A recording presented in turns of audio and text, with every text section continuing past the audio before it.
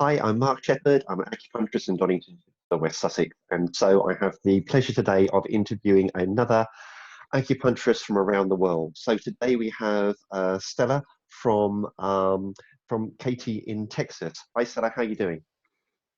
Hi, Mark. How are you doing? I'm I, fine, thank you. How I'm about doing yourself? I, I'm doing very well. Thank you very much indeed. It's a pleasure to be speaking to you today, and just going through looking at your Facebook page. I see that you do acupuncture and herbs and cupping and gua sha. Now, gua sha I found quite interesting in training, in that when we're actually doing it, it's really nice to receive. Also, not many people know what gua sha is. Could you help us out with that? Sure, absolutely. First, we have a little bit of lag, so sometimes if I just stay staring at you in silence, it's because of that. So just wanted to let you know.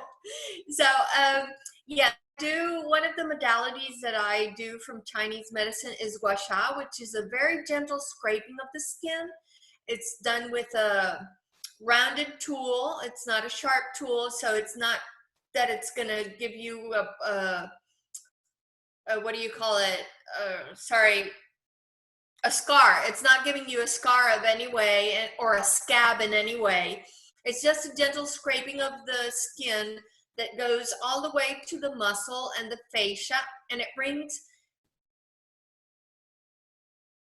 blood to the area that you're treating. And with the blood, of course, comes more oxygen, and the exchange of gases in the body is better in that area. So it is really good to relieve certain type of muscle aches, like when you overtrain. Gua sha is something really nice. It's not painful at all. It's actually very relaxing.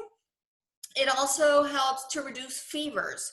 If you do it in the back of the neck, in fact, in China, it is is do on their grandchild children to scrape on the back of the neck to reduce the fever, and it's really very efficient. Also, we can use it for reducing anxiety and for treating children. It's also wonderful. The idea is to make the area red, but depending on what degree of the disharmony pattern that you have, the area can become very red intense and can have like spots of blood under the skin. It can look very scary, but it doesn't hurt at all.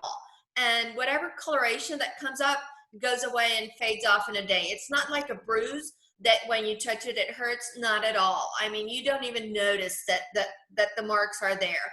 And not all the time you have to produce a mark. It just depends. You do have to get some redness of the skin that fades in a half an hour, a couple of hours. But that is, yes, that's basically what gua sha is about.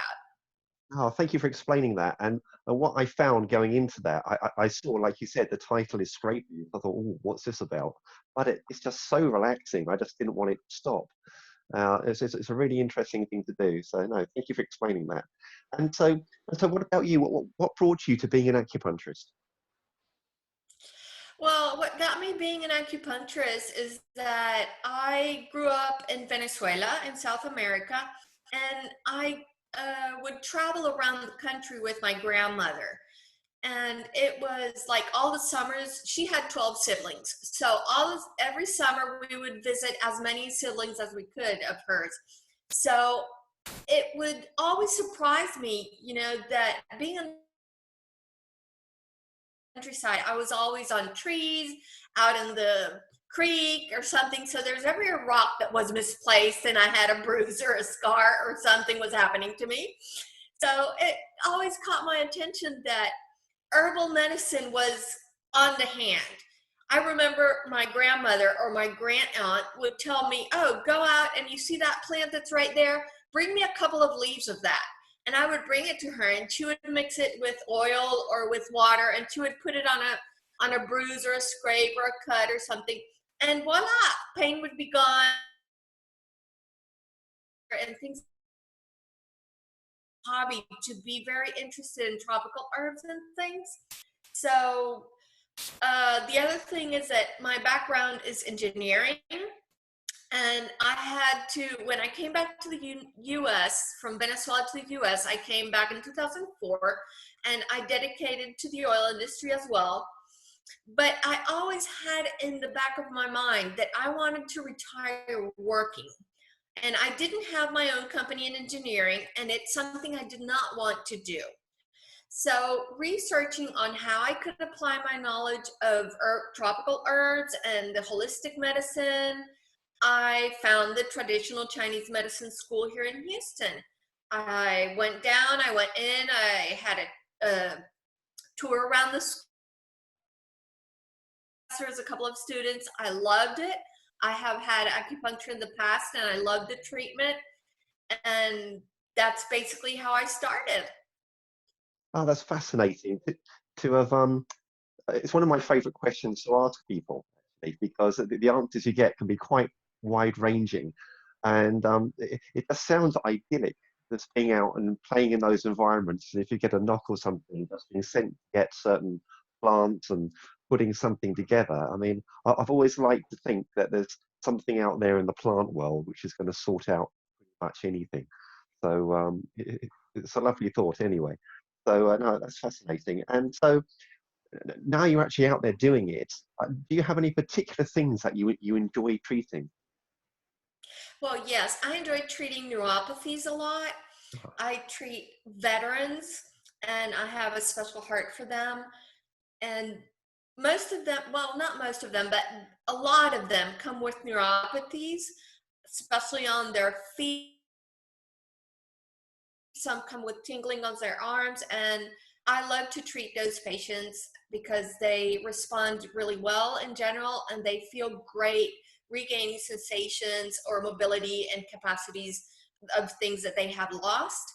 And I also enjoy treating stroke patients. It's something that I want to specialize in. I'm on my way to doing that little by little. And I mostly right now treat patients with pain, neuropathy, and anxiety. So, Yeah. yeah. And with the veterans, do you find there's a common link to why they have the neuropathy? No, not really. Most of them, well, yes, most of them is for bearing too much weight with their equipment. So it starts to weigh down on their spine, and sometimes they have vertebrae that are too close together, or a herniated disc, or something like that. But there are other causes, like I've had veterans that have diabetes and that have neuropathies. I've had some that have been wounded and as a result of that have neuropathies. And yeah, it's pretty diverse. That's really wide-ranging, isn't it? Just having the whole, like I say, the injury aspect as well as the, like you say, having to carry so much equipment. And I've come across people, for example, in the military, who've done um, just repeated parachute drops.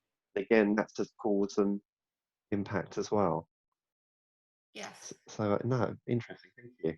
And in terms of the acupuncture you do, as I say to people, acupuncture's the word acupuncture is an umbrella term. There's so many different acupunctures out there. Do you particularly lean towards one particular style or another? No, I don't. I don't have a specific style. I stick more with the traditional Chinese medicine, the body acupuncture. And if I can say, well, I will specialize because it's what I'm developing, the scalp acupuncture. I do scalp acupuncture, Mhm. and because I've noticed that the best treatments for neuropathies and stroke recovery are based on scalp acupuncture. Scalp acupuncture works, it does, but I work with also the body acupuncture. Mhm. I also do auricular, but I don't have a specific style other than the traditional Chinese medicine. Yeah, and the scalp acupuncture as well is really interesting, isn't it? And is that kind of the idea of like a person being laid out, a miniature person being laid out across the actual scalp? Is that how it's done in that style of doing it? There are different schools of scalp acupuncture. There's the Jiao school, there's a Shu school, and there's also schools that have been adapted and are a little bit tweaked by Western, and they are like an integration of the Western medicine of the neuroanatomy and Chinese medicine. And mostly it's based that a person is laying on your head, something like this. Hmm. So you map around what the head is and what the different areas of the body. So for example, this is the area of the legs. Hmm. So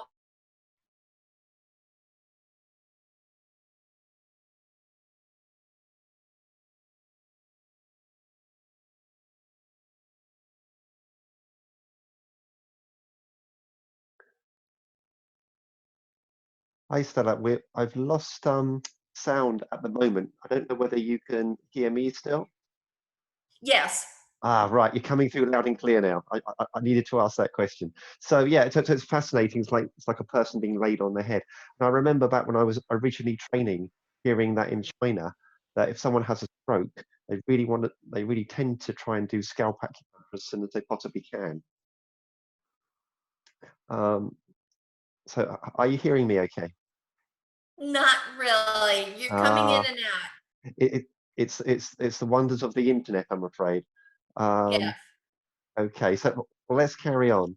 Um, And so, how have you been finding things during this current time with the pandemic? Has it been particularly impacting on your practice? Are you able to continue at the moment? Well, it has been very impacting because I work for a health spa here in Texas, and they were giving the order by the governor to shut down. So I have not been able to practice, and it has been taking a toll. I have been doing some tongue analysis over internet, Hmm. but without having the possibility to go and needle anybody because of the COVID. But yes, fortunately, we are opening soon on the 18th, so that is exciting, and I'm willing to get back to practicing. And my patients are waiting for me to open. I have already a list of people that, okay, when you're there, let me know. So we're starting to schedule people.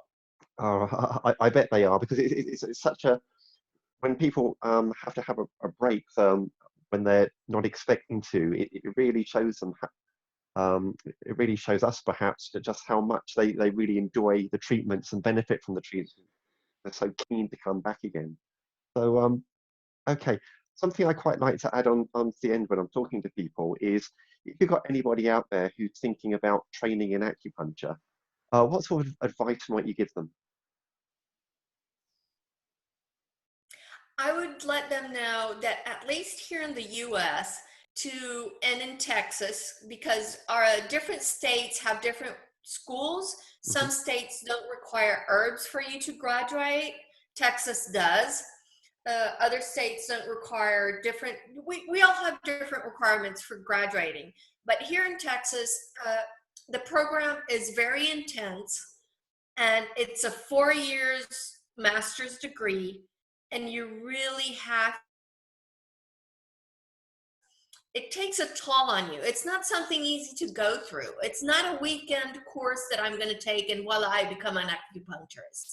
You really have to go back to being in the habit of studying every day, getting on top of your game, uh, and it's a never ending, really, it's a never ending process, because even after you graduate, the schools basically prepare you to pass the license. Here in Texas, we're under the medical board. So I had to take 5 medical boards, well, 4 and 1 jurisprudence exam. It's a very intense and stressing experience. Hmm. And the school prepares you really well for that. But then when you go out, you realize that that's when the learning is really, really starting. Because even though we go through a year and a half or 2 years of internship, still in 2 years, you see a lot, but you don't see much, if you know what I mean. You know, there's so much out there that we get exposed to and that we are able to help. And 2 years is really not enough. So I would just tell the person that wants to go in, understand that you're going in to be trained to pass a test, but the learning experience will happen as you practice. The school is to lay the foundation, and you have to get it really well. So if you're not willing to work hard, don't do it. Absolutely. And that's a real common thing that I hear and can say from experience. When you go and start training, it's tough, and you've really got to tick the boxes to get through. And having learned so much, like you say, again, it's they say in martial arts that when you get your black belt, that's when you start learning. So maybe it's a kind of similar here as well. Been a real pleasure talking to you today. Before you go, it'd be really nice to hear exactly where you are and how people can get in touch with you. Absolutely. I'm located in Katy, Texas. That is to the west. It's like 30 minutes to the west of Houston. You can get in contact with me at my webpage is www.clinicalacu.com. You can find me also in LinkedIn and Facebook under Stella Stoufer. And if you ever come to Katy, I would love to give you a treatment and Ah, have a gua sha treatment so you can even be more relaxed. that would sound like an absolute pleasure. Well, thank you for that today, and I'll put your details below the video. And like I say, thank you very much again. All the best. Thank you, Mark. It has been my pleasure.